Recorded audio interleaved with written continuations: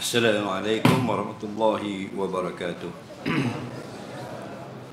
Bismillahirrahmanirrahim. Alhamdulillahi rabbil alamin wassalatu wassalamu ala asyrafil anbiya wal mursalin. Habibina maulana qudwatina uswatina sayyidina Muhammadin wa ala alihi washabihi ajma'in. Subhanaka la ilma lana illa ma 'allamtana innaka antal alimul hakim. Wa la haula wa la quwwata illa billahil aliyyil azim. Amma ba'du, yang kita muliakan saudara pengurusi majlis kita pada malam ini yang baru sebentar tadi memberikan ucapan haluan, yang kita kasihi seluruh sah kepimpinan ahli jawatan kuasa Surau Kampung Tok Kaya Kuala Terengganu, para imam, para bilal, hadirin hadirat, muslimin muslimat, tetamu Allah semua, kita ucapkan syukur kepada Allah. Sekali lagi kita diizinkan Allah malam ini berada di Surau Kampung Tok Kaya dalam sesi majlis ilmu. Mudah-mudahan diberkati, mudah-mudahan dirahmati. Semoga apa yang kita buat ini memberi kebaikan bagi hidup kita, insya-Allah menjadi modal atau harta yang berguna kepada kita ketika kita berada di yaumul mahsyar nanti, insya-Allah. Jadi untuk ceramah jemputan saya akan tazkirah lebih kurang setengah jam dan selebihnya masa untuk menjawab soalan. Soalan ada atas meja saya ni ada lebih kurang 30 soalan. Tapi siapa yang nak bertanya lagi boleh tulis dan sampaikan soalan ke hadapan. An Ummu Salamah radhiyallahu anha qala Rasulullah sallallahu alaihi wasallam, "Idza hadartumul marida awil mayyita faqulu khaira fa innal malaikata yu'minuna 'ala ma taqulun aw kama qala." Rawahu Muslim. Dalam sebuah hadis yang diriwayatkan daripada Ummu Salamah radhiyallahu anha, beliau berkata, Rasulullah sallallahu alaihi wasallam bersabda, apabila kamu hadir ke tempat orang sakit atau orang yang telah mati, maka ucapkanlah perkataan yang baik, kerana sungguhnya para malaikat mengaminkan oleh mereka itu atas apa yang kamu ucapkan itu. Hadis ini riwayat daripada seorang sahabiah perempuan muslimah, iaitu Ummu Salamah. Ummul Mukminin. Ummu Salamah di antara perempuan yang banyak juga meriwayatkan hadis. Kalau tak silap, bilangan hadis yang diriwayatkan oleh Ummu Salamah 387 hadis. Yang ada dalam kitab Lu'lu' wal Marjan 3 hadis. Kitab Lu'lu' wal Marjan kitab yang paling sahih atas muka bumi, kerana kitab itu isinya hadis yang disepakati oleh Imam Bukhari dan Muslim. Sebelum kita pergi ke matan hadis, kita tengok dulu Ummu Salamah ini. Jadi Ummu Salamah ni perempuan. Batu Ummu ni mak lah. Salamah tu nama dia. Kalau kita orang panggil Mek Selamah. Mek Selamah ni orang tu kaya kena. Jadi terkenalnya sahabiah perempuan ni, orang gelar dia Ummu Salamah. Nama dia Hindun. Hindun nama dia. Tapi dak sahur, dak viral lah. Tapi kalau sebut Ummu Salamah, ulama-ulama hadis kena. Kerana dia meriwayatkan banyak hadis, 387 hadis semuanya. Yang paling sahih dalam Bukhari Muslim ada 3 hadis. Baik. Kita pun kalau kita dengar hadis daripada Nabi, kita sampaikan cerita ke orang, kita ni jadi perawi hadis lah. Tabaqah yang pertama ambil daripada Nabi. Tapi kita tak dah nak jumpa Nabi. Ummu Salamah ni dihidup zaman Nabi. Dilahirkan 24 tahun sebelum hijrah. Sebelum Nabi hijrah dari dari Mekah ke Madinah, dilahirkan bayi namanya Ummu Salamah, Hindun tadi. Okey. Kerana dia berkahwin dengan Abu Salamah. Orang gelar dia Ummu Salamah. Dan wafatnya tahun 61 Hijrah. Jadi lebih kurang umurnya 85 tahun setengah. Panjang umur dia. Umur umat Nabi ni tak panjang, tapi Ummu Salamah panjang. Nabi kata umur umat yang paling pendek umat kita lah, umat Nabi Muhammad SAW. Umat dulu-dulu panjang. Nabi Nuh berapa umur dia? 950. Zaman tu tadika 400 umur. Faham? Awek 600 setengah awek anak dara. Faham? Nampak zaman dulu. Pasal apa? Pasal umur 1000 tahun lebih aja. Pak saudara dia 1400. Dia 950 mati muda. Mati muda Nabi Nuh 950 tahun. Lepas pada tu 400 tahun, 300 tahun, 200 tahun. 300 tahun dulu ramai lagi orang berumur 170 tahun.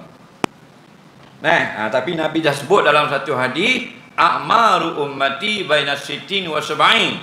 Umur umat aku goliknya antara 60 sampai 70. Wakil itu man yajuz ala zalik, dan tak ramai sangat yang lebih dari 70. Baina sittin 60 sampai 70. Tu Nabi sebut bila ni? 1500 tahun dulu. Betul sungguh. 60 sampai 70. Tapi Ummu Salamah 85. Wakillah, maka sedikit. Betul sungguh. Sedikit yang lebih dari 70 termasuk Ummu Salamah. Ada seorang lagi 98. Panjang umur dia ada Kuala Lumpur. Betul tak? Panjang umur, mujur, rezeki. Betul tak? Sebab Nabi puji dah orang panjang umur. Puji. Khairun nas man tala umruhu wa khairu wa taba amaluhu. Sebaik-baik manusia panjang umur dan banyak amalnya atau elok amalnya. Betul tak? Cuma keadaan mati tu lah.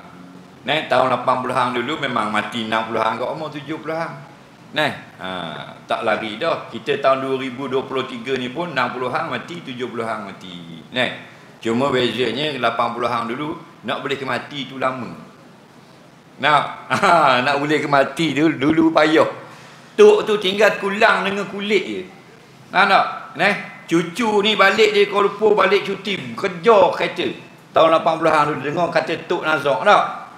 Cucu kata ni ngelah dah kalau tak mati kau. Dah ada cuti dah. Agak-agak mati lah terik ni. Dah tak ada cuti lah. Itu ambil dah 6 hari hidup mula. Lepas tu pula tengah tahun tu ambil pula 2 minggu. Nazak. Belalok mata-mata Tok. Walik-walik ada. Habis. Ni tinggal 3 hari ngelah. Kalau hak ni dah mati kau, tak ada balik dah. Kalau mati agak jadi balik ni minta matilah. Sampai gitu semua. Pasal apa? Payah nak boleh ke mati. 8 bulan duduk atas tikar. Setahun setengah duduk belepeng atas gerai. Dok mati-mati. Lepas toki apa? Ambak apa? Toki dah nak nikah lain toki. Len ni balik dinner mati kerah tu. Faham tak ni? Balik dinner, balik benda, balik gym, balik main badminton, mati. Panggil Tok Imam esok, panggil mandi lah Tok Imam, Tok Siok, Tok Bila je kaki mai rumah mandi. Tok Imam tanya dating, macam mana Datuk meninggal semalam? Saya dengan Datuk pergi makan dinner chicken chop. Bila balik saya pergi dapur, Datuk duduk dekat sofa. Saya dengar Datuk batuk. Saya kira hati kerah dah. 2 kali mati kerah. Derah dah.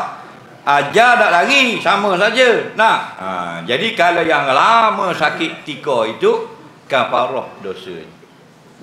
Sehari sakit sebesar gunung hilang dosa. Setahun sakit tak tahulah banyak mana habis dosa. Maka mati dalam keadaan bersih. Ummu Salamah wafat umur 85. Atau 84 setengah.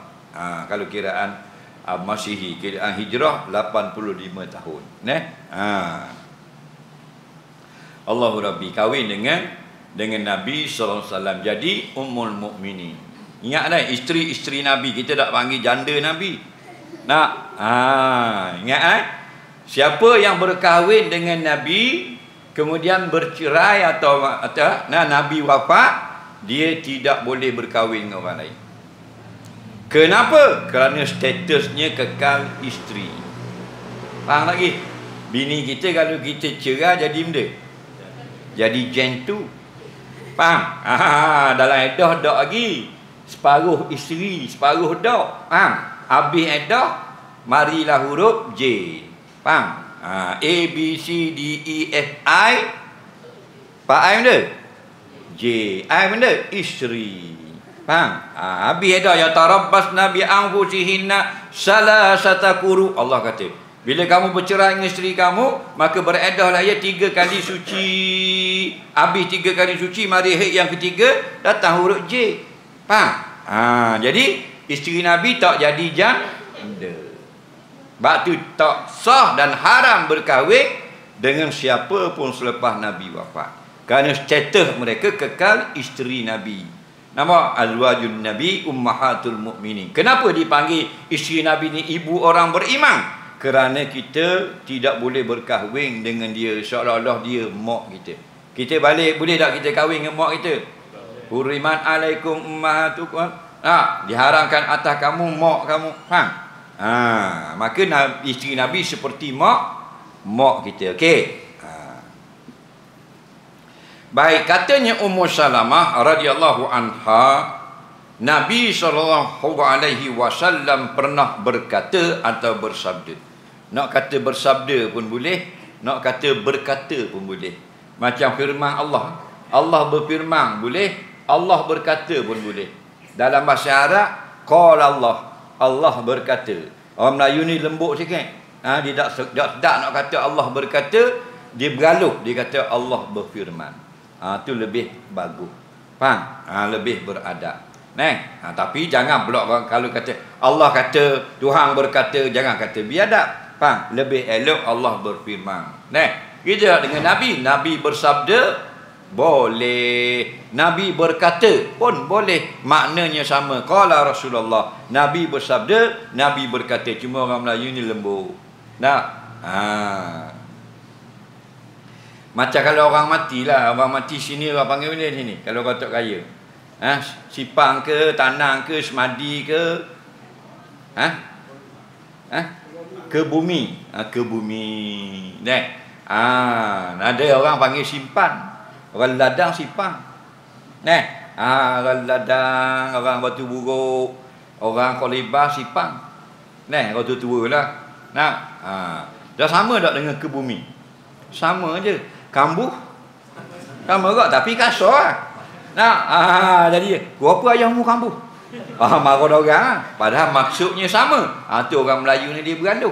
Ke bumi sipang, tanang kasar sikit. Macam mati dengan mapuh. Mapuh bahasa Melayu, mati bahasa Arab. Faham lagi? Tahun 50-an orang guna meninggal dunia.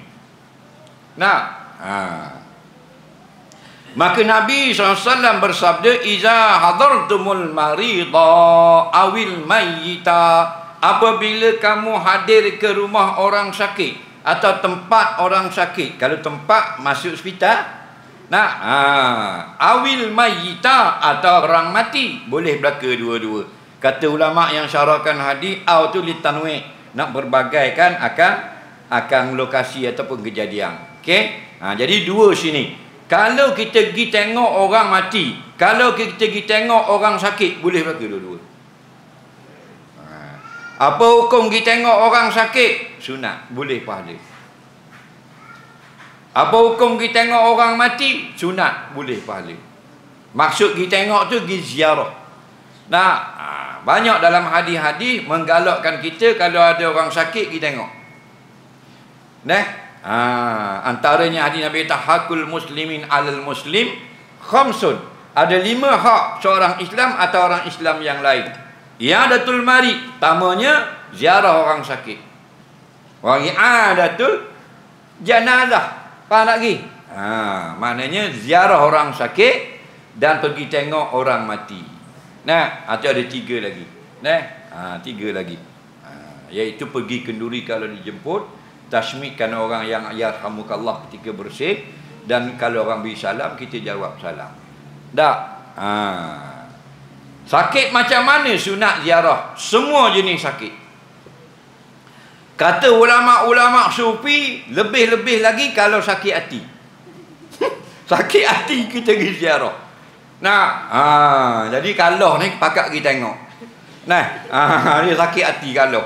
Nah, ingat kemenang kalau mengundi. Sunat juga ziarah supaya tenteramkan hati. Kerana penyakit hati payah baik. Tahu tak? Dah kalau naik jawab batu atas hari, sunat juga ziarah. Walau kana yasira, kata ulama, walaupun sakit sikit. Dia naik jawab batu atas hari, dia pun ambil gambar post dalam Facebook. Nampak tak? Tak kadang 200 buah orang mari ziarah. Faham lagi? Tak apa.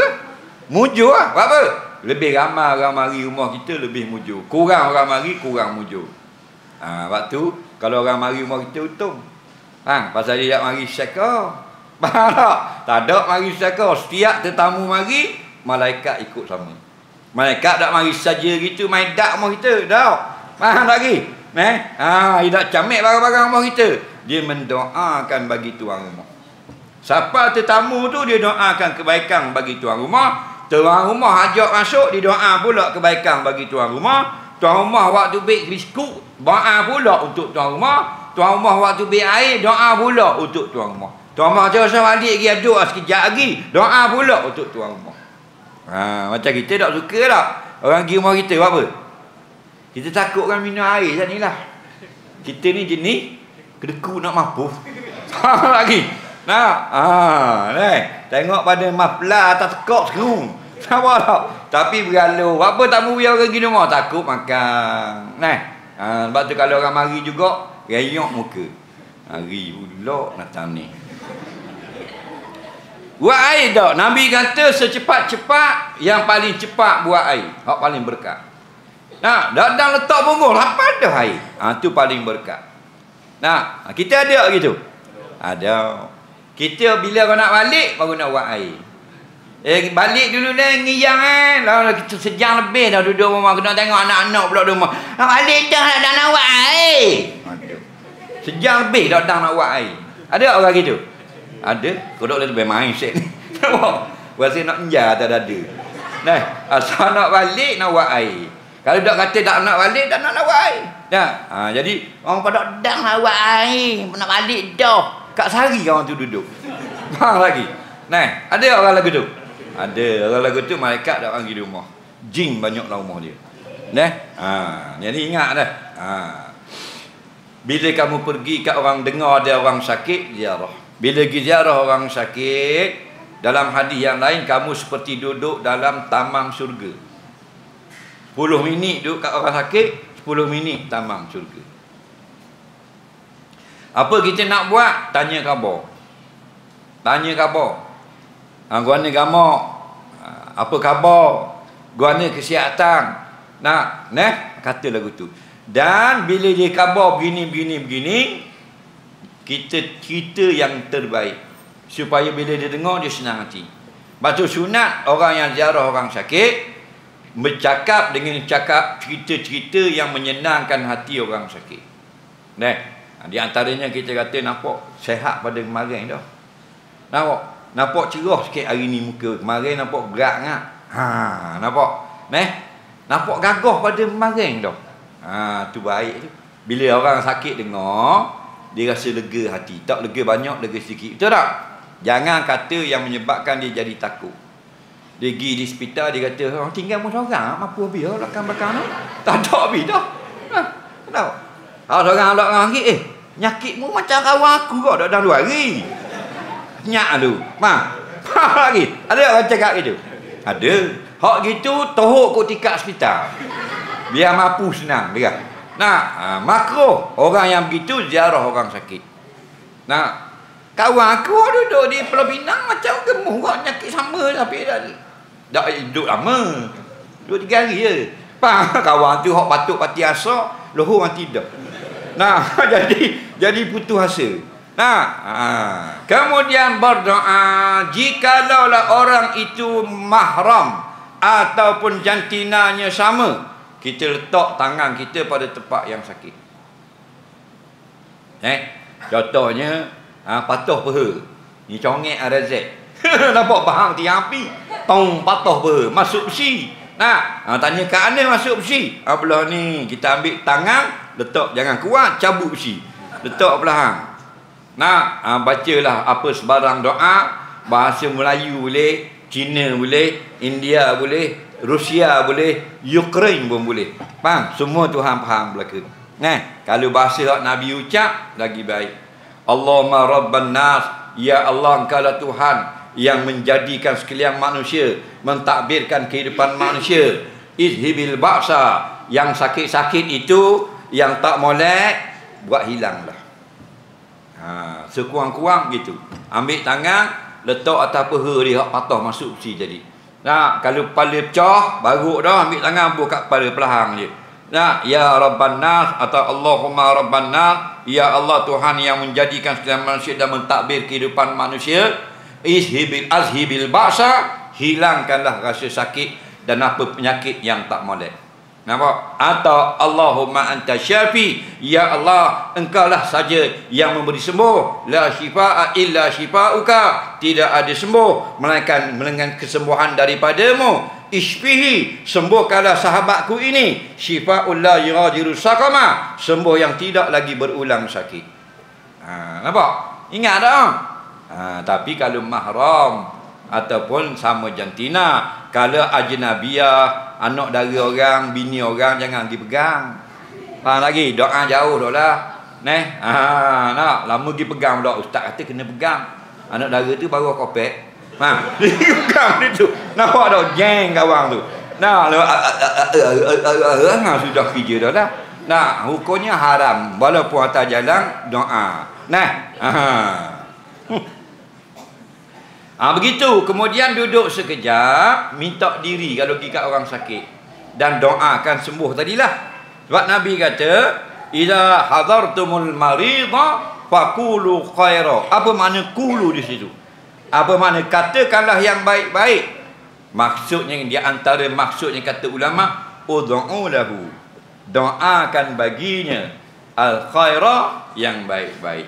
Apakah doa yang baik-baik bagi orang sakit? Ulama buat contoh, ishfihi. Kalau yang sakit itu laki-laki, ishfihi, ya Allah beri kesembuhan kepadanya. Kalau sakit itu perempuan, ishfiha, beri sembuhlah akan perempuan ini. Itu maksudnya. Itu maksud faqulu khairan. Kalau kita nampak berat, ringankanlah, khafif anhu. Ya Allah, ringankan daripada sakit. Ringankan. Kata tu panggil faqulu khaira. Ingat kalau pergi kat orang sakit, kata yang baik-baik. Nampak berat, kata yang baik-baik, semoga ringan. Kalau sakit, semoga sembuh, semoga cepat sihat, semoga kembali walafiat. Itu duduk perkataan yang baik. Bila kita kata lagu tu, apa Nabi suruh kata yang baik? Fa innal malaikata yu'minuna ala ma taqulun, kerana sungguhnya para malaikat mereka mengaminkan apa yang kamu katakan itu. Kalau mu kata ya Allah sembuhkanlah, malaikat kata amin. Bila malaikat kata amin, maksudnya malaikat turut mendoakan kepada orang sakit. Sebab amin itu maknanya Allahumma stajib lana. Tu imam di semayang garis tadi, imam kata kan, ghairil maghdubi alaihim waladdallin. Kita ramai-ramai tadi tak? Amin. Kalau orang tanya kita esok lusa, Syekh, amin tu benda mana dia? Ada orang tahu dah, betul tak? Kalau orang tak tahu lagi, makna amin itu Allahumma stajib lana. Kalau bahasa Arab, bahasa Melayu, ya Allah perkenankanlah bagi kami. Makna makbulkan minta kami ini. Faham lagi? Jadi bila imam minta jalan yang benar, tak mau jalan-jalan yang Allah murkai dan sesat, kita ramal amin. Mana ya Allah makbulkanlah doa imam itu. Faham lagi? Fa innal malaikata yu'minun, maka sesungguhnya malaikat yu'minun, qalu amin. Makna yu'minun, malaikat juga berkata amin. Mari muskil pula kita, malaikat boleh cakap ke? Kita tak tahu. Malaikat ni alam gaib. Faham tak? Jin alam gaib, iblis alam gaib, malaikat alam gaib, syurga neraka alam gaib, arah kursi apa semua alam gaib, syurga neraka. Alam gaib ini kita tak boleh nak pandang-pandang. Dan nak tahu Quran dengan hadis saja. Quran dengan hadis. Dia panggil nas. Quran cerita malaikat, kita pun cerita je. Quran kata begini-begini hari kiamat, kita cerita. Tambah-tambah tak ada. Maka datang dalam hadis, malaikat ini bercakap. Dia bangsa bercakap. Cuma kejadian lain-lain. Dia bercakap bukan manusia saja. Burung ada boleh cakap? Ada tak burung boleh cakap? Ada tak burung dia? Burung tiung lagi? Kakak muda tak cakap? Kakak tua. Tu burung boleh cakap. Cuma burung tu tak faham dia faham ke tak apa yang dia bercakap. Tapi boleh berkata-kata. Kalau berkata mana? Berkata dengan percakapan manusia. Ada pun percakapan masing-masing, semua bercakap.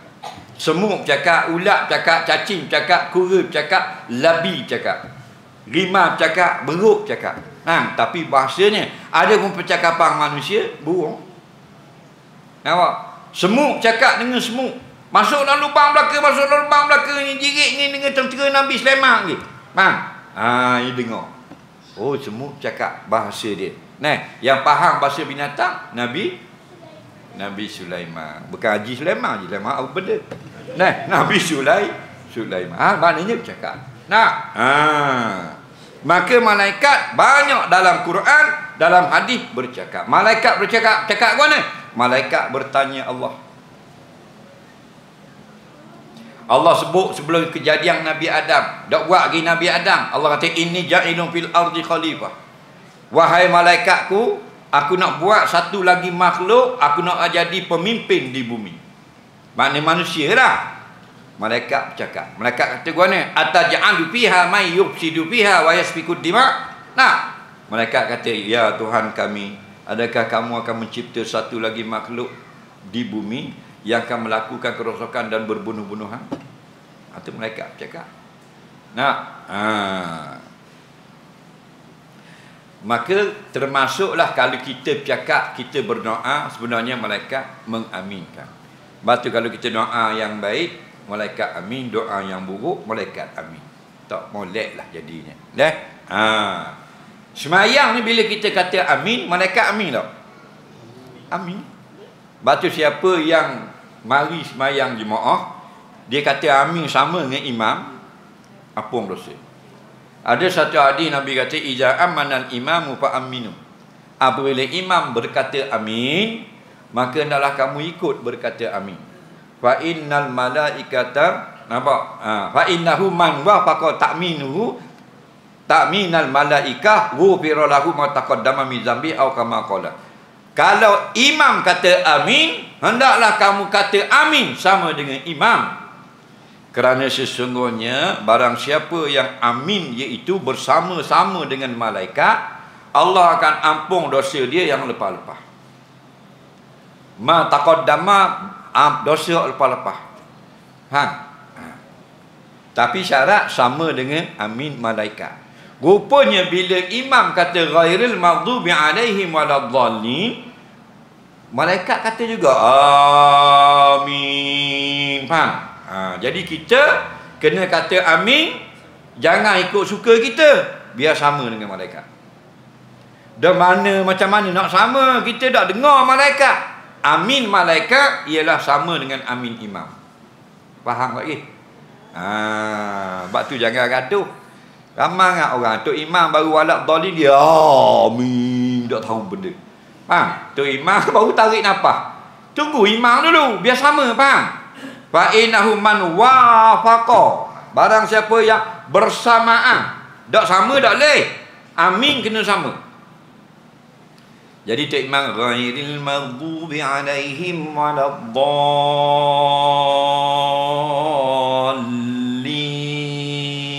Tunggu dulu. Tok Imam dia dulu.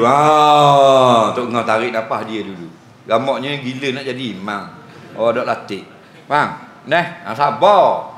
Tok Imam kata, kita pun amin. Saktah sekejap antara nun waladdallin dengan amzah amin, biar saktah senapak. Ingat dah kalau jadi imam.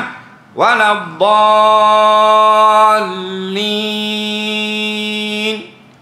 Amin, jangan panjang. Tapi biar berhenti. Supaya makmum bersama-sama. 400 orang kata amin sama dengan imam, maka 400 orang ampun dosa. Nasihat kepada imam, amin ini ada 2 bacaan. Satu baca mak, satu baca qasar, baca pendek. Faham? Baca mak panjang mana? 4 harakat dan 6 harakat. Ghairil maghdubi alaihim waladdallin.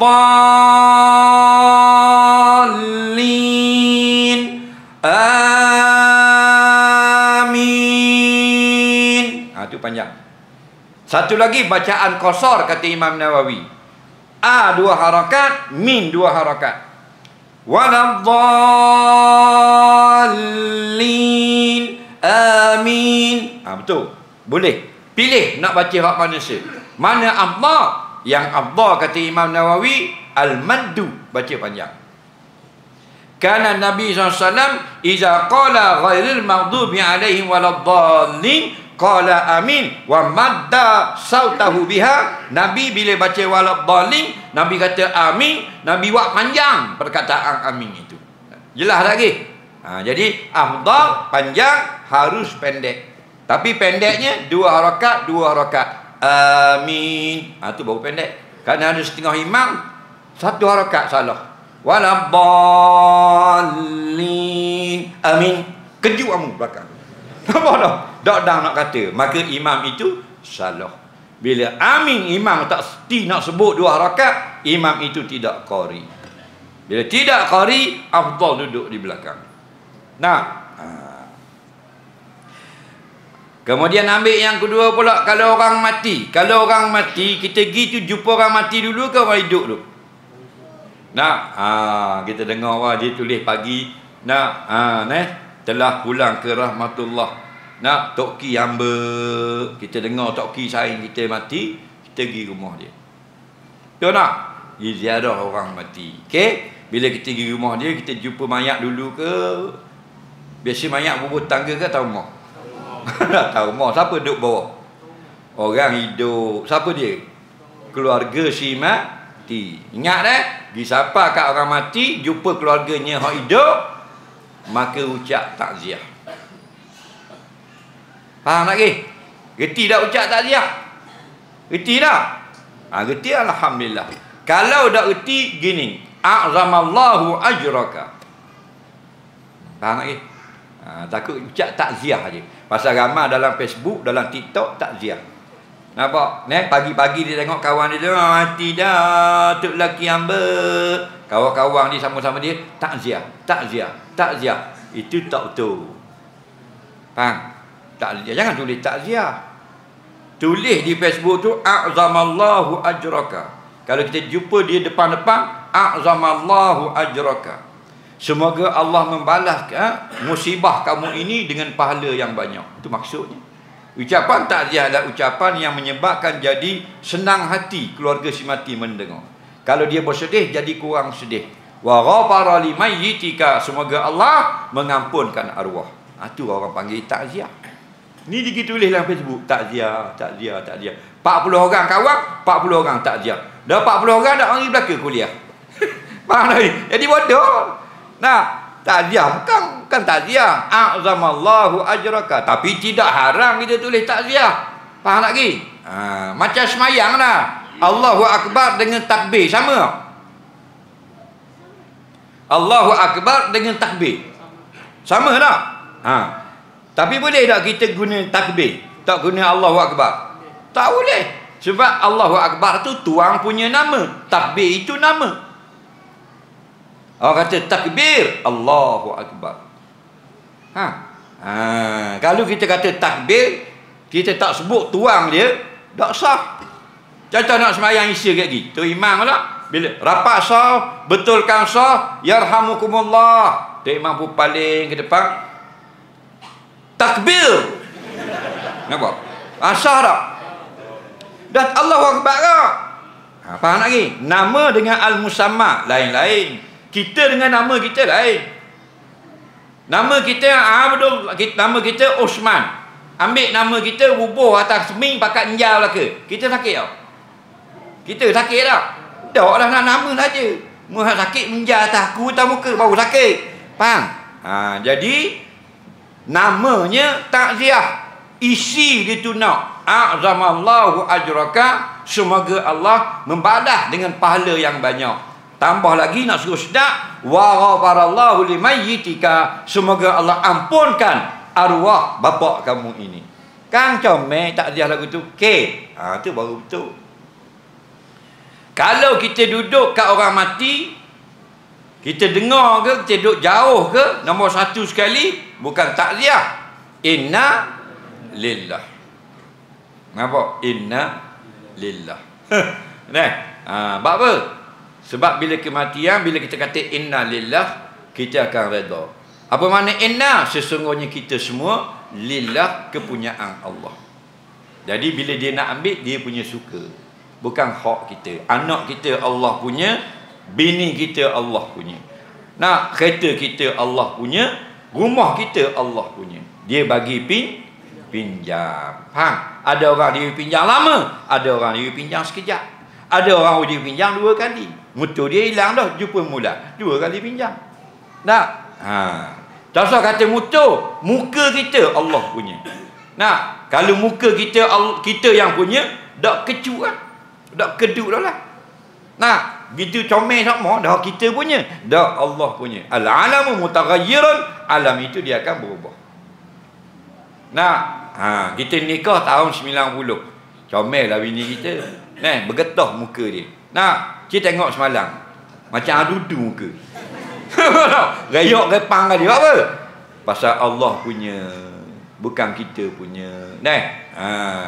Dulu kita mata cerah, lah ni tak nampak. Dulu boleh cocok jarum, halo benar masuk lalu lubang jarum. Lah ni helmet depan muka tak nampak. Dulu duduk patah ladang nampak orang berok pula kapal. Lah ni cari motosikal tak nampak. Batu tuduh haji tak nampak. Depan muka lelek-lelek. Dulu orang bisik marang, kita duduk waktu buruk dengar. Padahal orang bisik je. Tahu tak? Lah ni orang cakap depan, Wacik duduk kampung mana? Abu Bakar. Dan nama benda Wakar apa? Orang tanya kampung, jawab nama. Tanya nama, jawab kampung. Nah, pasal apa? Barang pinjam. Inna lillah. Batu mati, inna lillah dulu. Kalau kita ada depan mayat, tarmidul mayyit. Ambil tangan 2 gini, tutup mata. Sunat. Ingat kalau kematian, ambil tangan. Kalau mata cerah gini, mayat, letak tangan gini. Gini pun boleh. Tapi gini mudah. Letak gini, tutup perlahan. Dipanggil tarmid. Hukumnya sunat. Nabi suruh. Kerana kalau buka cerah gitu, orang takut nak lerah. Mata cerah banyak gitu. Orang nak bagi tengok, Allah takut embor. Faham? Nampak? Mati kedok lah. Mati kedok. Dan mata cerah gitu. Tak? Tutup perlahan gitu. Tapi biar sohai mati dulu. Faham? Jangan tak berapa nak mati lagi. Tutup dah. Ayah dia tengah nazak. Anak nak tutup dah. Pasal ustaz kata sunat tutup. Tutup tu ayah dia. Nantang ni tutup dah. Tak mati nak tutup dah. Naknya ke saka. Tapi bukan rotok kaya tu. Tu rotok pakir. Duduk tok kaya dah, tak kaya juga. Nak mana kapung je kaya. Baik. Kemudian berkata di sisi mayat yang baik-baik. Kalau kita tu anak beranak kita beri ucapan yang baik. Bila nak tanam mak ni baru meninggal, pukul 11 malam, tanam esok aku 10 pagi. Jadi sementara esok faqulu khaira. Antara qulu khaira baca Quran. Kata ulama baca Quran. Antaranya lagi ud'u lahu bil maghfirah war rahmah. Kalau dia mati dah, doakan bagi mayat itu maghfirah, keampunan dan rahmah kasih Allah. Wana nak kata Allahumma fillahu warhamhu. Duduk kat mayat, dijarah orang mati, Allahumma fillahu warhamhu. Allahumma fillahu warhamhu. Kenapa? Kerana Nabi suruh kalau mati suruh minta ampun. Kalau tandang dah pun suruh minta ampun lagi. Tandang dah Nabi kata istaghfiru li akhikum, tolonglah minta ampun bagi saudara kamu ini. Lagi kat orang mati. Ni dak kita sembang. Mayat duduk depan. Nampak? Duduk sembang ni bola tu kalau dak kena palang memang kena tangan tiangku. Nampak? Goalkeeper lambat je bak. Rumah orang mati cerita bak bola lagi. Dah beruk ziarah. Kalau orang ni dok gitu. Kalau ada orang menangis, jangan marah. Umur orang mati. Okey? Kerana menangis tidak dilarang. Yang dilarang niyahah. Apa niyahah? Dalam kitab-kitab biji sabak. Hak tu haram. Biji sabak dia meraung-raung. Nampak? Meraung haram. Nabi kata la'anallahu naihah wan niyahah. Allah laknat tangisan, raungan kematian dan orang yang meraung. Jadi nangis boleh. Anak Nabi nama Ibrahim alaihi salam, umur 2 tahun, demam panas mati. Dah menangis Nabi. Lalu sahabat pun kata, kami menangis, kami kata Tuhan laknat. Tuhan menangis tak apa pula. Nabi jawab, menangis yang dibenarkan mengalir air mata kerana kesedihan. Boleh. Okey? Jadi kalau ada orang menangis, rumah orang mati, jangan marah. Yang kita nak marah, orang meraung. Pasal ada orang tak sabar. Kerana Nabi Pak tidak beringat meraung ni. Itu perangai jahiliah. Perangai orang kafir penyembah berhala. Jadi meraung, laki aku, apa ambil laki aku, dah ambil laki orang. Laki aku, itulah apa puang. Sedihnya apa marah Tuhan ambil laki dia. Marah ngak tengok pada gelepar jangan. Masuk 5 bulan nikah pula. Tak boleh percaya tunggulah apa puang. Tengok pada topik macam dak nikah dah. Laki aku gloli batin kat orang mandi. Masuk 5 bulan nikah pula. Dengar tukang mandi tu. Dia main kenyit mata dah macam orang mandi kita. Boleh harap. Dia tak setia apa. Orang lelaki lah bagus. Dah mati bini nikah pula. Ke tak betul? Tak apa kat tu. Jadi jangan nangis apa mengangkat suara anak aku, cik aku, tok aku, jangan. Faham? Menangis kalau dah sedih dibenarkan syarak. Okey? Boleh tak dalam rumah orang ada mayat kita makan? Boleh. Ramai orang salah faham, dia kata tak boleh makan. Tu ada orang baru aja dengar. Kita banyak dah dengar tu. Kalau ada orang mati, lagi dah waktu turun mayat, tak boleh makan atas rumah tu. Kacau wala belaka tu. Pokoknya harus. Yang tak boleh, yang ulama larang, ialah kita pergi ziarah, suruh dia buat makanan. Itu dilarang syarak. Kerana menyusahkan orang yang tengah susah. Adapun tuan rumah buat air, kita tak suruh, boleh minum. Tuan rumah buat nasi goreng, kita boleh makan. Pasal kita tak suruh. Faham tak lagi? Nabi bila dengar kalau Ja'far bin Abi Talib terbunuh syahid, Nabi kata ij'alu li ali Ja'far ta'ama, jadikanlah makanan masak di atas rumah Ja'far kerana keluarganya sibuk nak gali kubur, nak kapang, nak mandi dan sebagainya. Faham lagi? Jadi kalau kita pergi rumah orang mati, tuan rumah dia waktu beli air syirap boleh minum. Minum, tak boleh minum sampai orang tu dah anak kecil ngopek atas rumah. Orang tengah mandi mayat, nyejak ngopek bawah rumah. Tak boleh minum air tak ni. Dia orang mati. Turun ngopek rumah. Siang kawan tu. Lagi. Buat merombeng ngopek-ngopek. Nyanyi dia. Dah. Dah. Pasal apa? Pasal tak reti. Apa salahnya bayi tu nak isap susu mak dia? Dia kata ada mayat. Dia ajar pun tak boleh. Dia kata baca dalam Facebook. Tu dia tu. Dia pula baca dalam Facebook. Mengaji kita. Ambil daripada ulama. Bukan dah betul belaka. Facebook tu ada yang molek. Ada yang kena tanya dulu. Dah. Berat-berat kita ni. Macam-macam pasien. Kucing hitam lakar mayat. Bangun mula mak. Kucing hitam nak lalunya tepak bam nambung kucing. Nampak? Dia kata tepak kucing tu. Kat gini bangun mak. Ada pula bangun mak. Kita zaman budak-budak dulu. Zaman budak-budak kan, kalau duduk atas gerai, duduk nerak, orang tua marah. Jangan nerak ada. Kaki berulang lalu ke atas mati mak. Faham? Kita nerak berulang lalu ke atas langit tu. Di ke atas belakang kita mati mak. Jadi habis tak berani nerak, mati juga mak. Habis ke mak tak ada biar. Jadi salah ke berulang dah pula. Tak boleh ikan puyuh. Dia kata apa tu kena buat ikan puyuh nama. Kena buat ikan puyuh. Setan dah masuk. Tu setan tu. Ada pula setan takut ke ikan puyuh.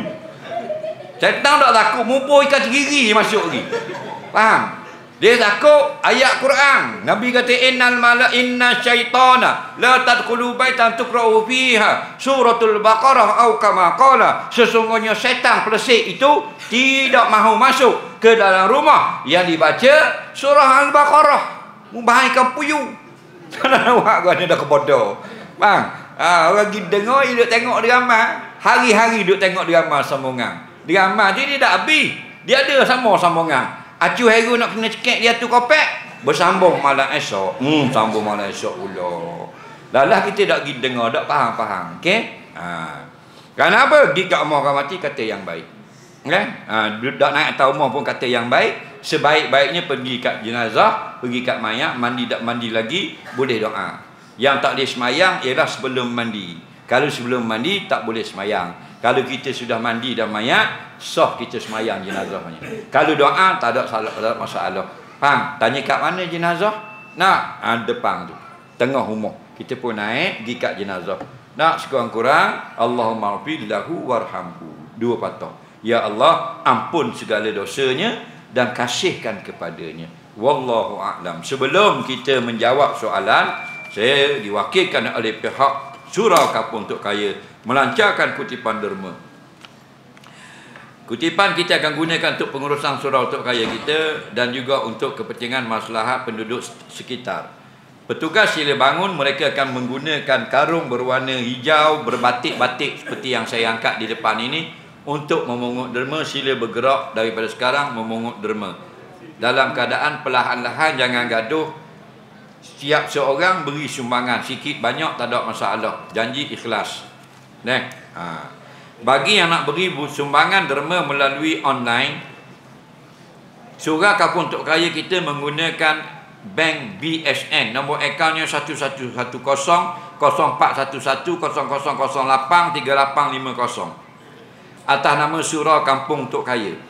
Akaun TMB 210226054903. Jadi mana-mana pun kita duduk, buka dalam Facebook saya, TikTok saya, YouTube saya, cari ceramah Surau Tok Kaya, bawah tu kita letak ni nombor akaun ni. Faham? Boleh derma online bertahun-tahun sampai bila-bila. Orang sini hak duduk Melanda, duduk Kemamang, hak duduk KL, hak duduk di Mekah, hak duduk England, boleh beri sumbangan. Kutip. Lagi tak beri jangan gerak, tunjuk ke muka dia tu. Kalau dia buat tidur sekekuk ngebik tu.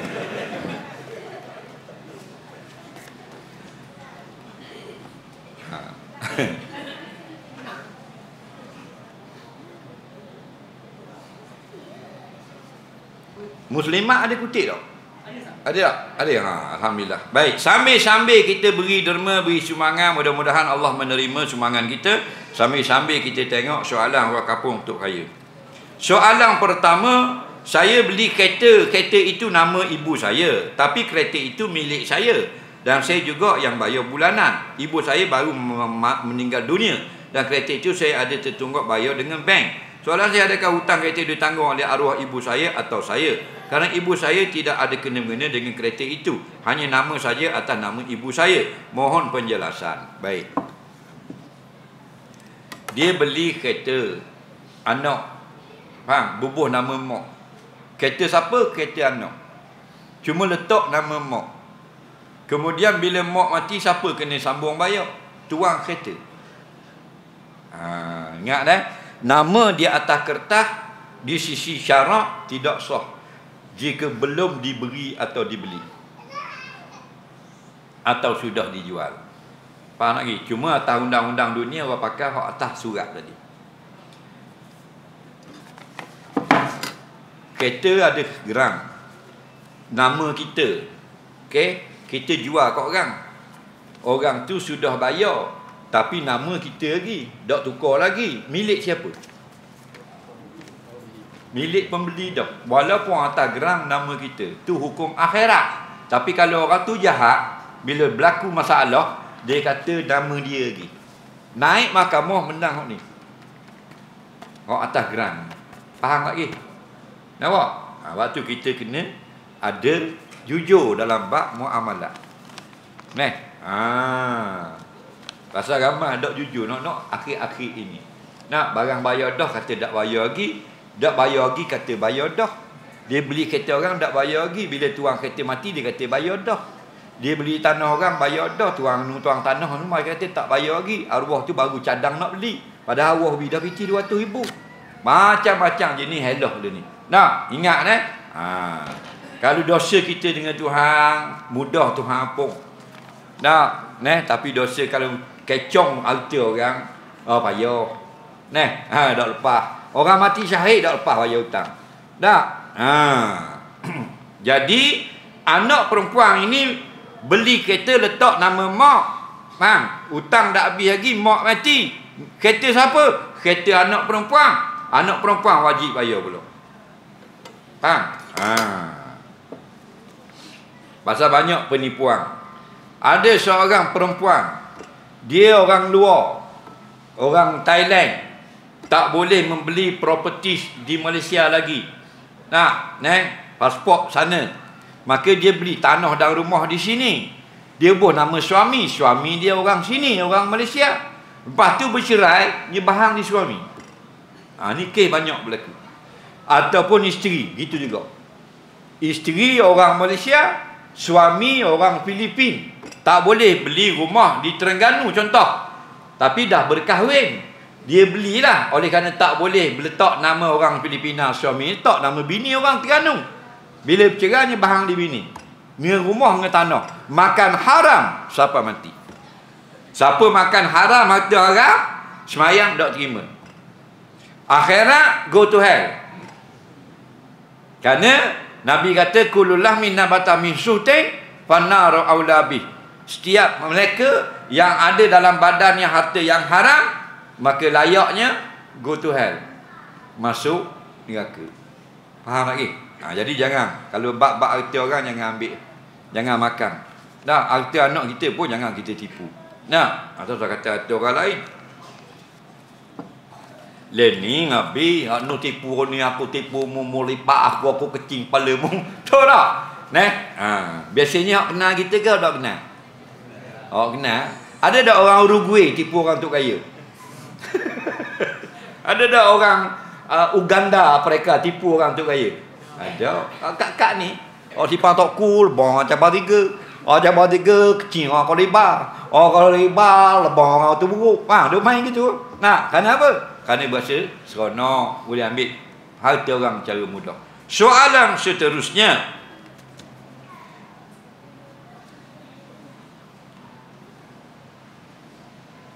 saya ada dengar jika solat berjemaah masa imam sujud dia masih lagi rokok, batal solatnya kerana masih sudah lari 2 perkara dari imam. Betul atau tidak? Dengar baik-baik.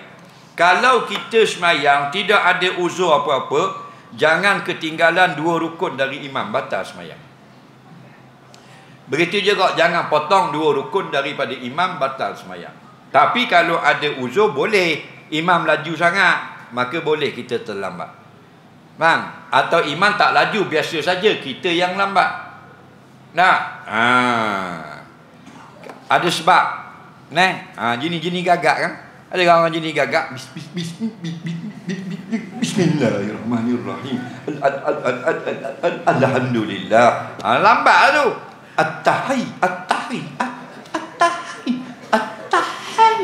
Tu imam ni gerak dah lagi. Dia dimaafkan syarak. Tabiat dia payah nak berobat dah.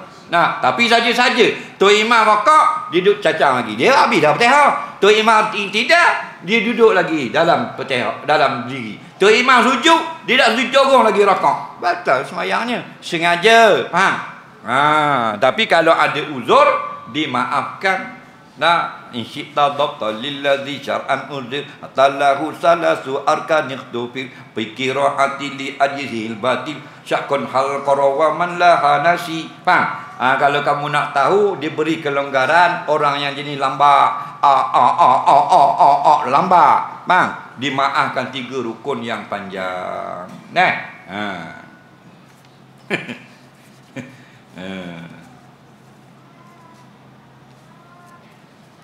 oh jenis kakak tau kakak. Tu imam kakak. Nah, tu imam kakak. Nah, nak takbir nak jadi imam sangat lagu tu. Nah, jadi masalah. Soalan seterusnya, macam mana nak kenal seorang itu wali Allah? Wali tu dia wali. Wali ada 2, wali kabir, wali saghir. Wali saghir kita semua ni. Wali kecil dia panggil. Kata Imam Nawawi, kullu mu'min waliyullah walau kana fasiqa. Semua orang mukmin, orang beriman, kita ni lah wali Allah, walaupun fasik, walaupun pakai dua pendek, walaupun ada nombor ekor lah kocek, walaupun pakai rata emas tekok, tapi dia beriman. Maknanya wali Allah juga. Tapi wali sore, wali kecil tu. Bukan hak kita duk cerita hebat-hebat tu wali kabir. Wali kabir hak kita duk cerita kisah-kisah hebat tu orang yang dekat dengan Allah.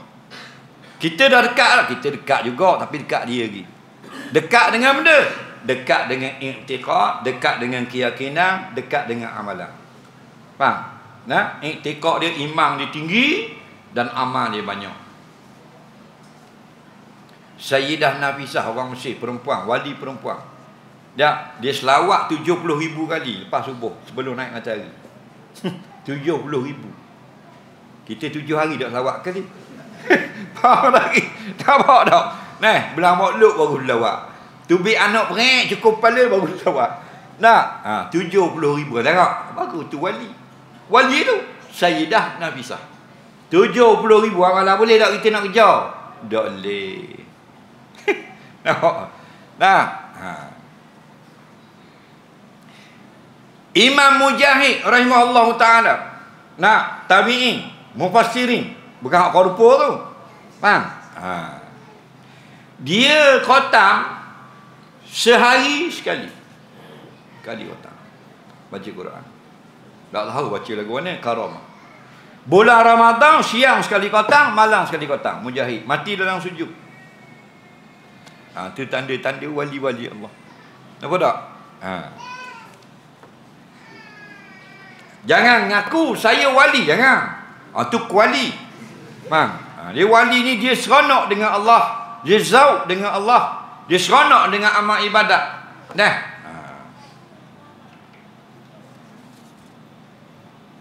Boleh tak saya angkat takbir ke-4 rakaat? Biasanya orang angkat pada rakaat yang pertama dan ketiga saja. Dengar baik-baik. Nak tanya bab akad tangan, dengar orang tok kaya, laki-laki perempuan. Akad tangan masa sembahyang ni sunat. Berapa kali? 4 kali sunat. Tidak 5. 4 saja. Nak bilang ni ingat siapa mati.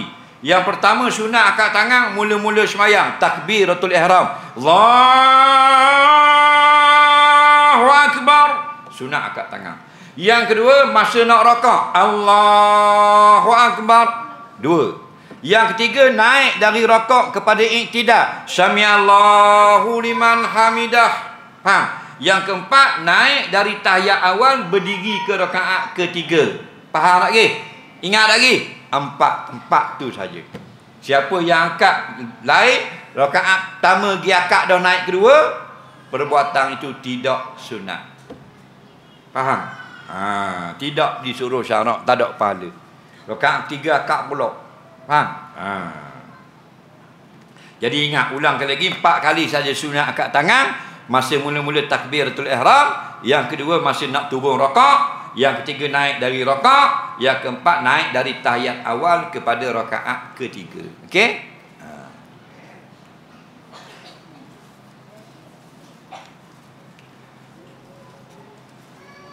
Soalan seterusnya, saya ada terbaca komen di Facebook kalau konsert itu haram. campur laki-laki perempuan, tapi dia bandingkan dengan orang pergi pasar. Jadi saya nak tanya pendapat lagu mana fikiran demikian. Baik. Dia bila sebut konsert bukan makna haram. Kena faham. Okey? Bila sebut menyanyi bukan makna haram. Kita mindset kita tak faham, tak betul. Bila kata konsert mana benda haram? Salah. Bila kita kata ramai orang haram, bukan. Okey? Konsert bukan makna haram. Tempat orang mendapat hiburan dan dibuat dengan skala besar, orang panggil konsert. Kalau dia buat hiburan itu dengan barzanji atau selawat atau dengan apa benda ni qasidah, dibuat dengan skala besar, orang panggil konsert kau. Haram ke tidak? Atau nyanyian yang tidak nyanyian ni bukan mesti haram. Ada nyanyian yang haram, ada nyanyian yang harus, ada nyanyian yang sunat kita dengar. Nampak? Tapi hak kebanyakannya yang makruh dan yang haram. Kena faham lagu tu. Dia ambil kompang, pong, dia kata kompang. Bukan mana haram. Tapi bila ada benda-benda yang haram, dia akan jadi haram. Maka bila sebut konsert, tidaklah semua konsert itu haram. Bila konsert itu jadi haram, jika ada persembahan yang haram kita tengok, maka jadilah konsert itu haram. Faham lagi? Kalau di dalam konsert itu tak ada benda yang haram kita tengok, tak ada benda yang haram kita dengar, kat mana haramnya? Al-aslu fi kulli asya' al-ibahah. Asalnya tiap-tiap suatu dia harus dulu. Nak jadikan haram, ja'ad dalilu ala khilafihi, datang dalil menunjukkan sebaliknya. Nampak? Jadi kena perhati molek. Macam manalah hiburan, bukan semuanya haram. Macam drama, bukan semuanya haram. Ada drama yang haram, ada drama yang tak haram kita tengok.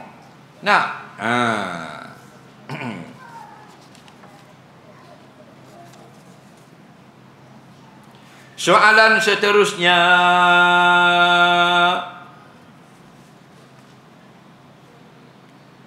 kita bercakap keburukan seorang di belakang dia. Kita kata macam-macam, tapi dia tak tahu. Perlukah kita minta maaf? Baik. Kita kutuk dia. Kita kata pendek lah, gemuk dah, tonggek dah. Nampak? Benda-benda yang dia tak suka dengar, itu panggil mengumpat lah. Apa makna mengumpat? Nabi kata zikruka akhaka bima yakrah. Kamu menyebut keburukan saudara kamu yang dia tak suka dengar. Faham baik-baik Dengar baik-baik. Kita tidak dilarang bercakap hal orang. Nak cakap hal orang boleh, silakan. Nak cakap hal laki orang boleh, nak cakap hal bini orang boleh, nak cakap hal rumah tangga orang boleh. Itulah Islam. Yang tak boleh cakap hak buruk. Kalau kita cakap hal bini orang, tapi hak baik boleh cakap. Faham lagi? Nak khabar kamu ni, bini Tok Siok kita. Buat apa? Timur. Buat apa? Tok Siok ni suruh Tok Kaya. Dah apa? Bini dia nak khabar kamu. Bangun pukul 5 mau pagi. Lepas tu pukul 6 dia semayang subuh. Lepas tu pukul 7 dia pergi beli makanan anak nak pergi sekolah. 7.30 dia hantar anak sekolah. Pukul 1 dia ambil anak. Pukul 2 laki balik jamu letak nasi apa semua. Baru basuh pinggang. Main lohor. Dah cerita benda ni. Tak ada hak buruk. Haram tak cakap ke tu? Tak ada. Bini mamak pandai jahit. Pandai. Baru tahu ingat ke tak? Anda pandai sungguh tu. Habis hari ni, dia ni habis dah upah dia. Upah jahit, tudung jahit, jubah jahit, baju jam upah dia jahit kau. Pandai sungguh jahit. Haram tak cakap ke tu? Tak lah. Nampak? Tapi kalau cakap hak udah baru haram. Nampak? Nak nikah pula. Janda. Gemuk. Macam-macam dia kata. Jangan. Kita pergi rumah orang, tengok orang nikah, kita balik, kita cerita ke laki kita. Tengok lu dah haram. Comel, pengantin puang, sabar dengan pengantin lelaki. Haram tak? Tak. Abang tu kata nak cakap hak orang, boleh. Cakap hak baik. Ni dah bila tengok orang nikah, dia kata uduh ke kata molek? Kata uduh. Abang tu orang puang, biasa orang puang lah. Kalau lelaki dia jahat kot lain, pecah rumah, ngedoh dadah. Orang puang ni berakhir ingat untuk orang. Kalau dia pergi kat orang standing, Kita laki dia balik tanya dah mana? Tadi sanding mana kamu? Oh, puang comel tapi laki tang ni macam hanggu aku tengok. Budak dah. Faham?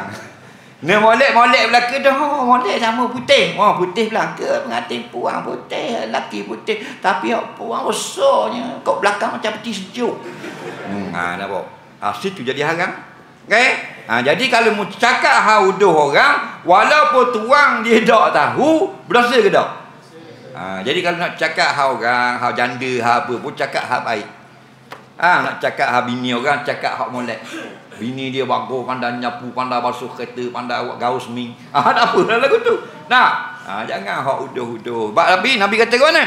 Man kana yu'minu billah wal yaumil akhir falyakul khaira.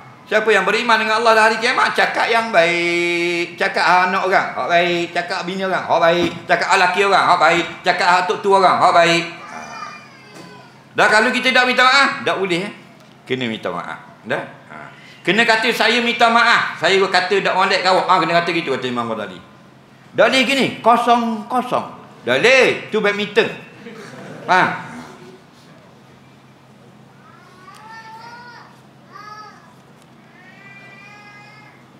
Apa pendapat Ustaz tentang kemenangan di Kemama? Ni mu jawab, aku tak kerti ni.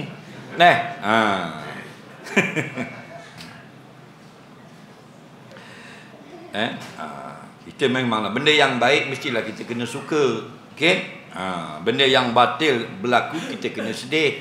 Kalau berlaku kebaikan kita kena suka. Itu tanda orang beriman. Orang beriman ni kebaikan berlaku dalam negeri dia suka. Benda yang tak baik tak berlaku. Benda yang tak baik berlaku dia kena tidak suka. Itu kemanisan iman ada. Jadi bila kemenangan pada pihak orang yang baik, maka kita suka.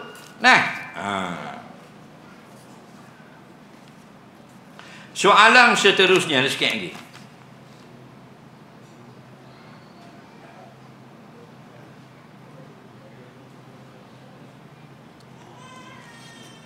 Saya turun daripada rumah niat nak semayang maghrib di surau, tapi tiba di surau saya terus takbir guna niat nak turun dari rumah tadi. Baik. Dia turun dari rumah nak pergi semayang garik dalam hati dia. Faham tak lagi? Dia sampai di masjid, dia tak niat dah, dia takbir saja. Allahu Akbar. Tak niat dah, dah. Niat dah masih nak turun tangga tadi. Sah tak sah? Tidak sah. Kerana syarat sah semayang, rukun semayang adalah niat. Apa makna ni? Rukun ma yatawaqqafu an sihhatu syai'. Suatu perkara yang kena buat untuk mengesahkan solat. Dan niat mana? Dumah tadi bukan niat. Apa makna niat? Qasdu syai'in muqtarinan bi fi'li. Qasad mengerjakan ibadat ketika mula berbuat ibadat. Mu turun rumah budak mayang itu bukan niat, dia panggil azam. Azam bukan niat. Dalam hati kita ada 7. Ada orang panggil taraddu, ada orang panggil syak, ada orang panggil zon, ada orang panggil yakin, ada orang panggil apa benda ni, hadisun nafsi, ada orang panggil niat, ada orang panggil azam. Dah hak manusia semua. Bukan semuanya niat. Faham tak lagi? Kalau sekadar litah malam ni nak pergi keluar tok kaya, itu panggil apa benda khatir. Nampak? Khatir malaikah. Bila kita buat putusan memang nak pergi dah malam ni, itu dipanggil azam. Tak ganjak dah. Faham? Bila niatnya, bila siapa masa semayang, takat takbir mula berbuat dan kita hadirkan dalam hati, aku menunaikan fardu maghrib. Itu baru namanya niat. Soalan seterusnya.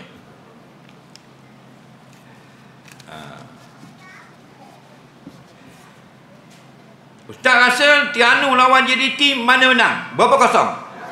Ada kau soalan apa dia tanya? Hak sahih hanya segi. Memang segi. Berapa segi? Kosong-kosong. Hak tu yang paling betul. Okey? Berapa kosong-kosong? Pasal tak main lagi. Betul tak? Sahih tu baik. Selepas salam kanan dan kiri kita kata astagfirullahalazim, tapi setengah tu kita ucap alhamdulillah. Boleh ke tak? Kau pandangmu. Boleh belaka. Assalamualaikum warahmatullahi. Assalamualaikum warahmatullahi. Astagfirullahalazim. Boleh. Atau terus dia nak puji Allah. Bahan Allah. Assalamualaikum warahmatullahi. Assalamualaikum warahmatullahi.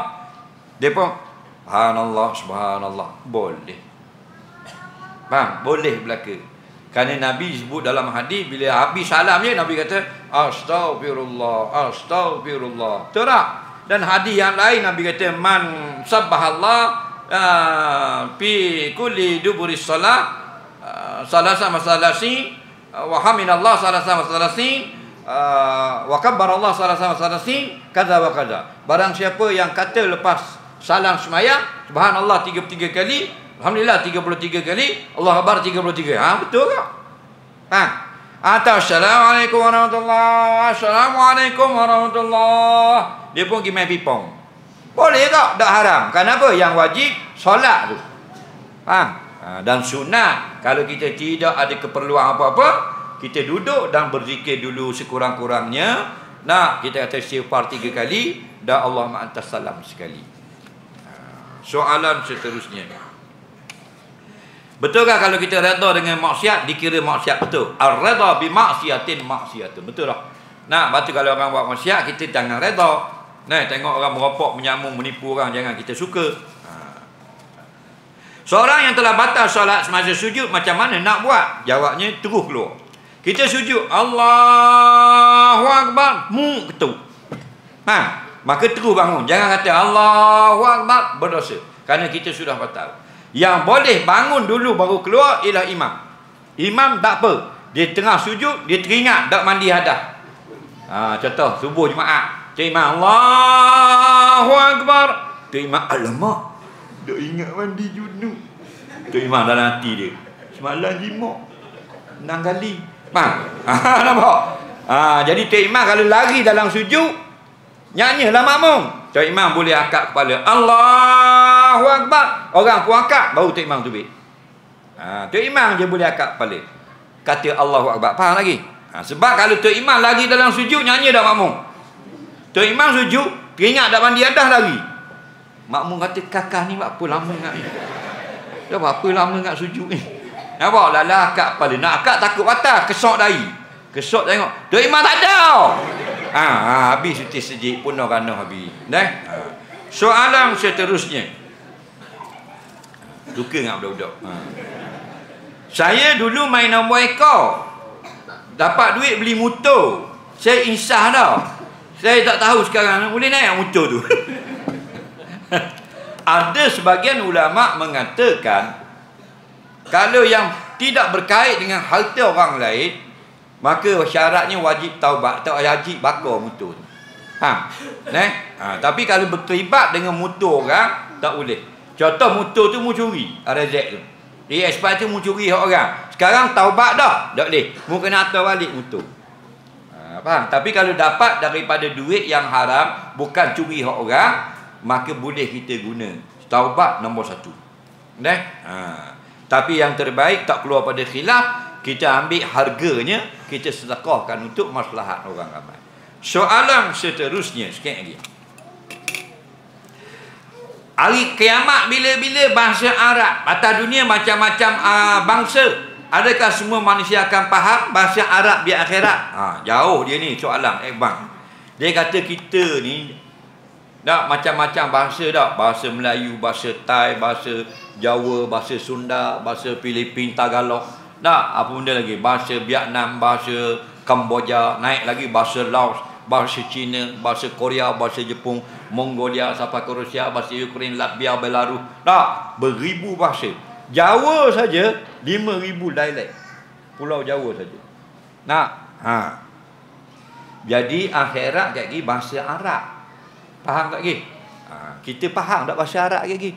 Dalam kubur kat lagi, man rabbuka wa man nabiyuka wa ma i'tiqaduka wa ma kiblatuka wa man ikhwanuka wa ma imamuka. Kan bahasa Arab belaka. Nampak? Kita faham tak lagi? Telah dijawab oleh Ibn Hajar Al-Haythami rahimahullah ta'ala. Allah beri jadi faham soalan. Faham lagi? Jadi faham soalan. Lurah ahli syurga bahasa Arab. Dalam hadis. Hadisnya tidak kuat. Tapi hadis yang tidak kuat lebih baik kita guna daripada menggunakan pandangan manusia. Okey? Inna lughatal ahli jannah arabiyyun. Dalam hadis kata sesungguhnya bahasa pertuturan ahli syurga bahasa Arab. Okey? Allah akan beri jadi faham di padang mahsyar, di alam barzakh. Tak ada pelik. Kerana kita bila mati je masuk dalam pemerintahan kerajaan Allah, bukan kerajaan Malaysia. Cuma atas dunia sunatlah kita belajar bahasa Arab. Boleh sepatah sehari tak apa dah. Dah, hari ni kita belajar benda. Ana, apa ana? Dek. Ana apa? Saya. Okey? Anta. Kamu, awak. Guna tu dulu. Belajar bercakap. Lain Melayu. Ana, anta kita guna bahasa Arab dulu. Permulaan. Mubtadi. Ingat ana pergi rumah saya pukul 3 esok. Tu jangan. Okeylah, anta pergilah rumah awak. Okey. Esok dah pergi mana-mana dua-dua ekor. Lagi. Pasal anda nak pergi rumah saya pukul 3. Tak apalah belajar, okey?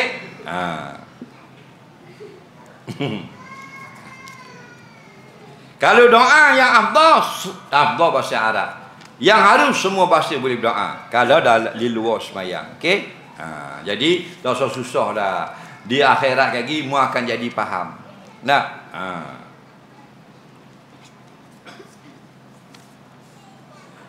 Soalan seterusnya.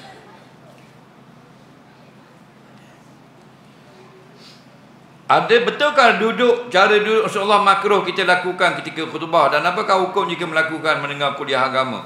Adakah sunat melambatkan iqamah waktu solat subuh tujuan menunggu jemaah selesai solat sunat sebelum subuh? Dengar baik-baik. Ada beberapa duduk yang dilarang Nabi.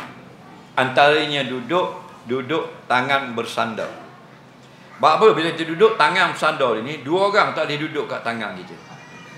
Kemudian berlunjur pula jadi 3 orang. Patut kat kita berlunjur boleh duduk seorang, kat tangan kanan seorang, kat tangan kiri seorang. Dah kita duduk berlunjur gitu, 3 orang tak boleh duduk. Hukumnya makruh. Okey? Makruh. Bila makruh itu? Ketika lapang. Ada lagi kawasan kosong. Ketika penuh orang perlu tempat duduk, haram. Haramlah ambil hak orang lain. Nak buat lagi? Duduk molek. Dah kita nak betul tangan, boleh. Yang dah marah tu duduk. Kekal duduk gitu. Macam raung, nyanda gitu. Tak? Kemudian boleh tak kita tunggu orang mari ramai sikit baru kita sembahyang jemaah? Boleh. Kerana wajib sembahyang ni subuh ke apa ke wajibun muwasaun. Wajibnya luas. Kalau orang bang pukul 6, sembahyang pukul 6 pun wajib, 6 suku pun wajib, 6.20 pun wajib, 6.25 wajib, 6.40 pun wajib. Selama dalam waktu. Semuanya wajib. Maka tingkatan afdal itu lebih awal, lebih afdal. Pasti tengok pula keadaan. Kalau awal tak ada orang, kita buat 6.20 ramai orang, maka ada fuqaha berkata kalau kita tunggu ramai, lebih ramai, maka afdal tunggu ramai daripada awal waktu. Faham lagi? Tapi jangan lapang suku main subuh nak tunggu ramai.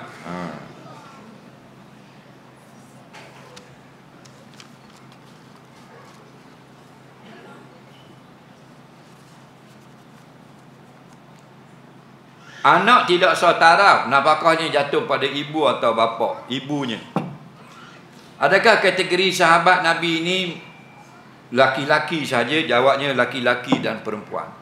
Apa makna sahabat? Man laqiya Nabi SAW fi hayatihi wa kana mu'minan bih. Orang-orang yang sempat bertemu dengan Nabi ketika Nabi masih hidup dan mereka beriman dengan Nabi. Okey? Laki-laki orang panggil sahabah, perempuan sahabiah.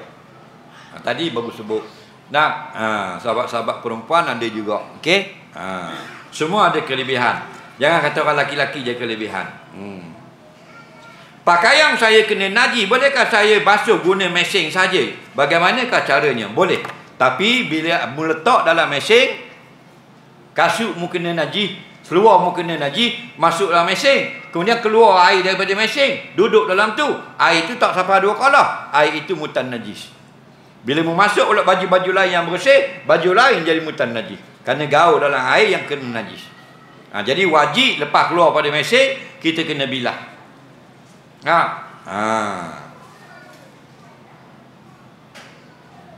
Bagaimana cara saya nak tahan marah? Maka jangan kita buat keluar terjemahkan apa yang kita sedang nak marah.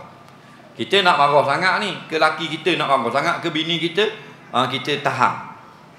Cuba tahan. Sebab kalau kita waktu beg kan, jadi carut maki hamu dan macam-macam lah keluar. Nak cuba tahan. Okey? Tahan. Jadi nak suruh mudah tahan, kita ambil wuduk. Nampak? Kerana apa? Kerana al-ghadabu minas syaitan wa syaitan minan nar. Marah itu daripada syaitan, syaitan itu daripada api. Innama tutfi'un narul ma'. Hanya yang memadamkan api itu ialah air. Maka faman ghadiba falyatawadda. Barang siapa yang naik marah, maka ambillah wuduk. Okey? Jadi jalan terbaik sentiasa berwuduk. Nak pergi pasar berwuduk. Laki kata, "Meh, kita pergi pasar je." Bini kata, "Jap, ambil wuduk bang." Nampak? Biar hidup sentiasa berwuduk.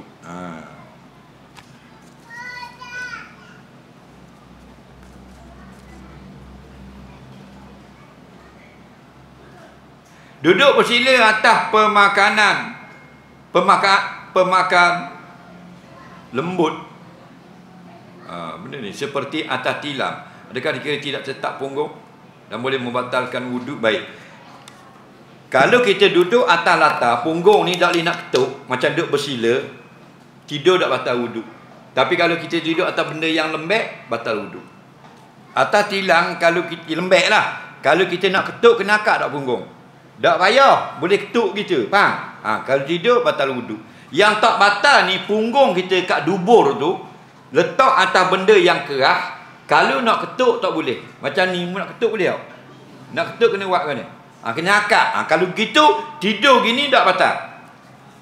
Faham? Macam kita duduk atas sandal motosikal. Sandal motosikal, tak keras, tak lembut, sedang-sedang. Tapi kalau kita nak ketuk boleh tak? Duduk atas EX5, duduk gini, naik motor, nak ketuk boleh tak?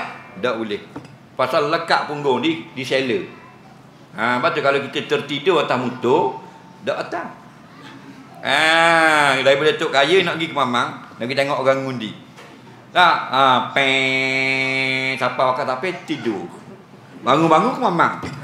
Kalau tak berlanggar lah. Kalau tak berlanggar, tak batal wuduk. Okey?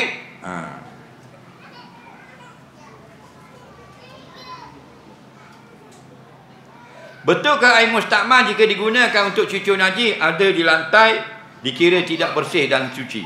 Jawabnya betul. Kena bersih, ngelas sekali dengan air mutlak. Basuhan yang pertama boleh dengan air mustakmal. Baik. Soalan seterusnya.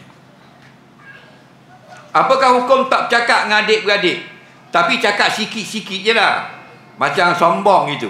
Apakah hukum dia? Dia kata Tuhan terima amal kita. Kalau sombong tak masuk syurga. Sombong dengan adik-beradik lebih-lebih lagi.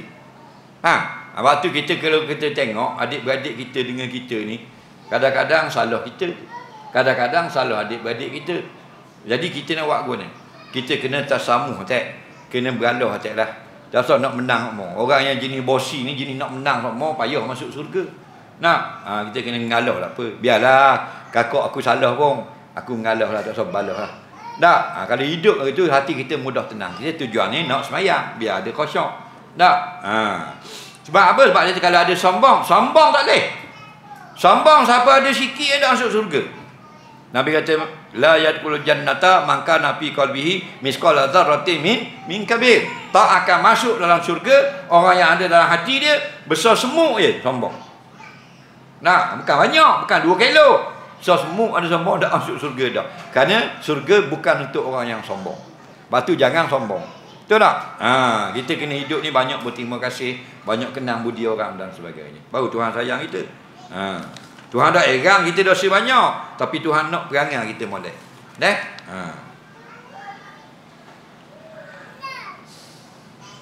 Bagaimana cara yang terbaik untuk kita berdoa? Mulakan dengan ambil wuduk. Ambil wuduk, kemudian menutup aurat. Pakai spender saja boleh doa, tapi afdal kata ulama menutup aurat. Kemudian menghadap kiblat. Kemudian minta yang baik. Kemudian rasa ikhlas, dan di akhir sekali rasa Allah akan makbulkan.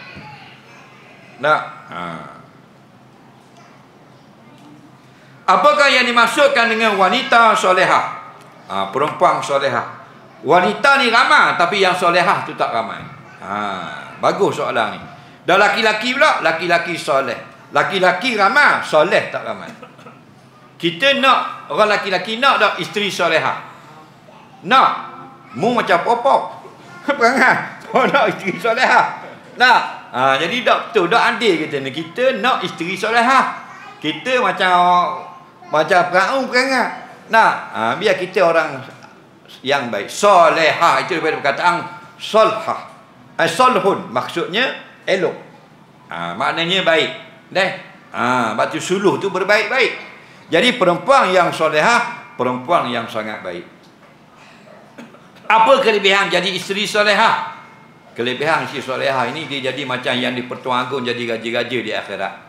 Guana tu, dia akan dapat masuk syurga, pintu dia pilih sendiri. Oh, hebat dia. Itu perempuan solehah. Nak kalau kita beli tiket nak JDT lawan kan Bukit Jalil, berapa bulan? 8,000 bulan. Ke bila? 8 ke 7? 8. 8,000 bulan. Kita beli dia tulis situ tempat duduk 280 pintu A. Boleh tak masuk pintu B? Tak boleh. Tapi perempuan yang solehah, perempuan ni boleh pilih masuk pintu-pintu mana syurga. Dia boleh pilih. Orang yang puasa banyak dah boleh pilih pintu rayang saja masuk. Okey, pintu syahid saja. Tapi isteri solehah boleh pilih. Batu orang nak puang, kalau nak jadi orang puang, jadilah perempuan yang kalau suami dia mati atau dia mati, suami dia redha dengan dia. Sebab kalau suami dia redha dengan dia, dia akan masuk syurga bebas. Nabi kata ayyuma mar'atin matat wa zawjuha radin anha dakhalatil jannata ayyababan sya'at atau kama qala.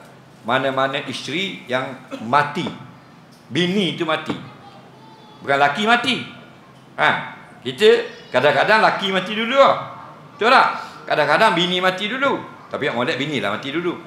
Kalau bini mati dulu, wa zawjuha radin anha, Nabi kata suami dia walaupun isteri itu mati, langgar lori ke apa ke covid ke, suami dia redha dah dengan dia, masih dia hidup dulu. Isteri lagu tu akan masuk syurga pintu mana yang dia nak. Faham lagi? Jadi VVIP. Tapi ada banyak tak? Tak banyak. Kenapa? Dah ada dalam riwayat yang lain, isteri yang solehah seperti seekor burung gagak yang putih sayapnya di kalangan 200 ekor gagak. Burung gagak ni kalau jumpa hitam ke putih sayap? Hitam meletung belaka. Jarang jumpa orang putih. Dalam 200 ekor dia seekor sayap ada putih sikit. Isteri solehah. Bukan isteri solehah tu muncul panjang macam gagak, bukan. Nak gagak seperti seekor gagak yang warna putih yang duduk dalam kumpulan 200 ekor gagak. Faham tak lagi? Mana barang payah. Okey? Bini kita tak berapa nak putih di rumah. Gagak kelabu di rumah. Nampak tak?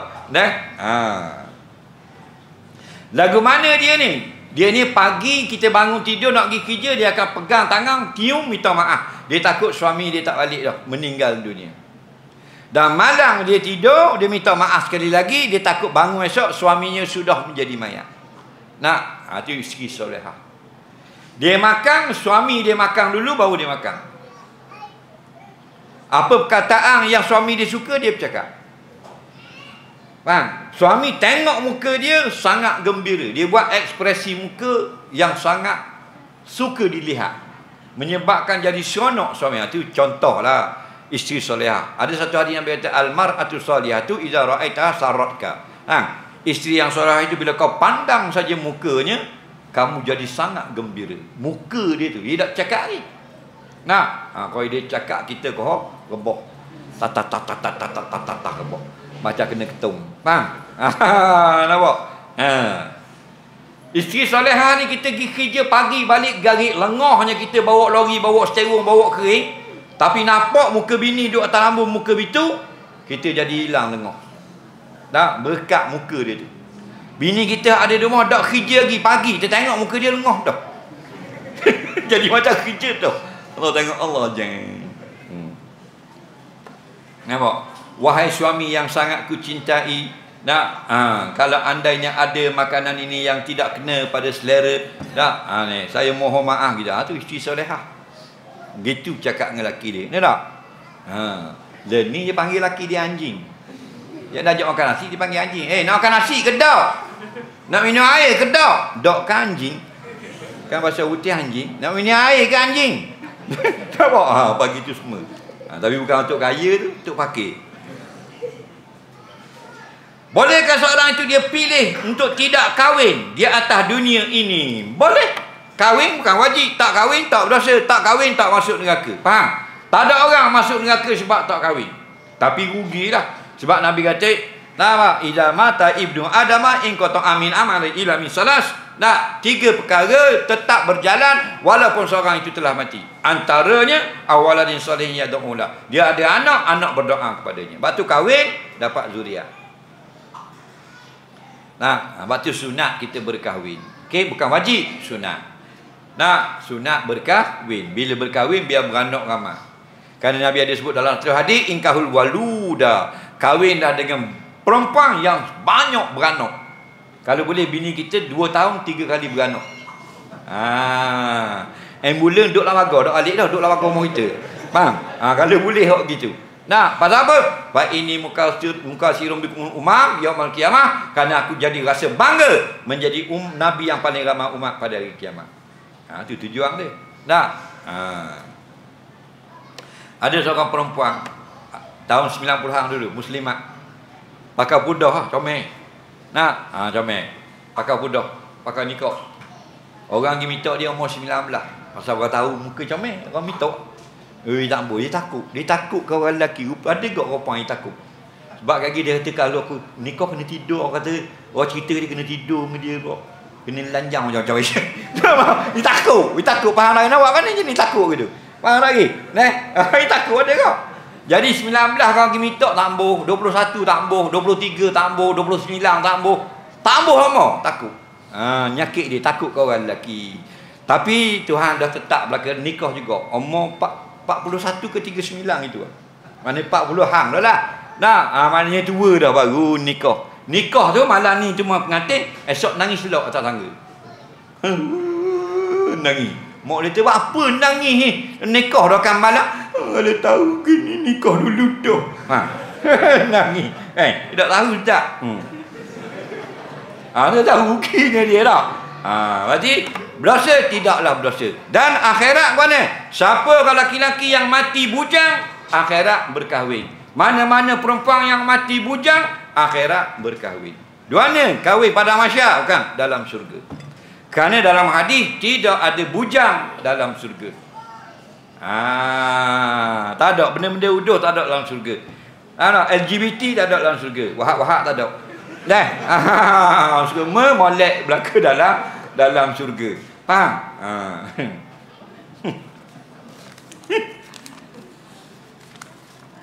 Soalan yang terakhir.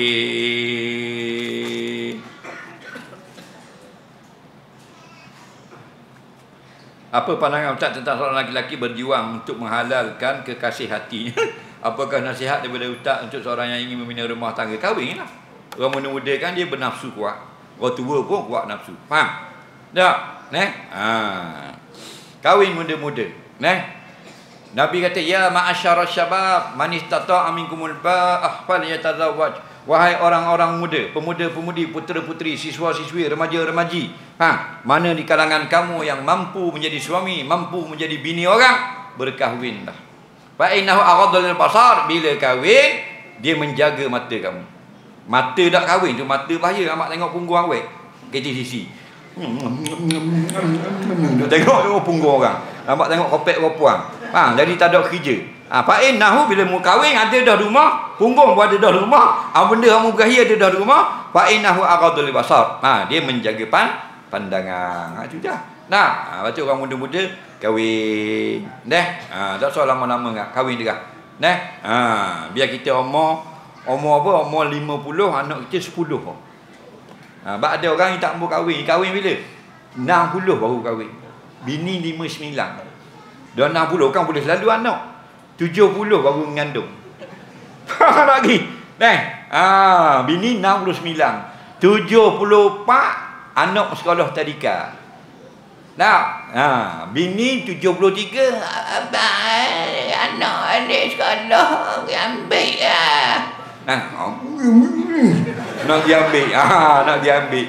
Polong diambil anak sekolah. 74 umur. Anak umur 5 tahun tadika. Siapa rumah motosikal selau nangis. Anak orang diambil. Kita dah nampak mata. Wah, tamu tu. Tolak. Tak nak balik. Anak orang diambil. Jadi mak dia buat report polis hari tu. Anaknya colek dia orang. Nah, mata tak nampak. Mata Nabi kata, ya ma'asyara syabab. Hei, yang muda-muda. Nah, kalau nak kahwin pula bini kita biar muda. Faham? Biarlah ngelah-ngelah. Bini biar muda. Janda dah apa? Muda. Anak dara buat benda kalau tua. Tengok. Nak mana? Muda ke tua? Muda awak. Nak muda ke tua? Janda. Kalau janda umur 19, anak dara umur 80. Nak mana? Janda 19, anak dara 80. Nak janda? Tu kata. Abdul Rahman bin Auf dia kahwin, dia nak khabar ke Nabi. Nabi sibuk peperangan. Bila jumpa tahu cerita, maka Nabi pun tanya balik, ya Abdul Rahman, hal sayyib am bikr, kamu kahwin baru ni, muda ke tua? Nabi tanya. Kata Abdul Rahman, sayyib ya Rasulullah. Tua dah. Tua dah. Maka hal bikra, kenapa tak kahwin yang muda? Tulang ibuka wa tulang ibuha. Jelas lah. Kalau kamu kahwin yang muda, seronok, boleh bermain-main. Biar janda pun muda. Mana muda ni 40 ke bawah, 45 ke bawah. Betul tak? Deh. Kenapa? Tulang ibuka wa tulang ibuha. Dia ajak kamu bermain boleh, kamu ajak dia bermain pun boleh. Seronok. Betul tak? Dia duduk tahu mah nikah dengan bini, main badminton tahu mah. Kereta naik dapur, kelepang. Lepas tu main police sentry, kejar-kejar bola. Main nusuk lah gabak, nusuk lah kolah. Seronok tak? Seronok. Tapi kalau tua dah, nah, main kejar-kejar, laki 74, bini muda 40, laki 74. 2 kali kejar bini. Meninggal dunia tu lagi. Nah, lockdown nak polis sentri tahlil 7 malam. Wallahu a'lam. Mudah-mudahan kalau tak banyak sikit kita faham daripada hadis yang dibacakan tadi. Pada yang telah memberi sumbangan derma untuk surah Tak Kaya, pihak surau dahulukan ucapan jutaan terima kasih. Allah manfa'na bima 'allamtana, alimna bima yanfa'una, rabbana zidna ilma, rabbana atina fid dunya hasanah wa fil akhirati hasanah wa qina adzabannar. Wa sallallahu sayyidina Muhammadin wa ala alihi wa sahbihi wasallam. Walhamdulillahirabbil alamin. Assalamualaikum warahmatullahi wabarakatuh.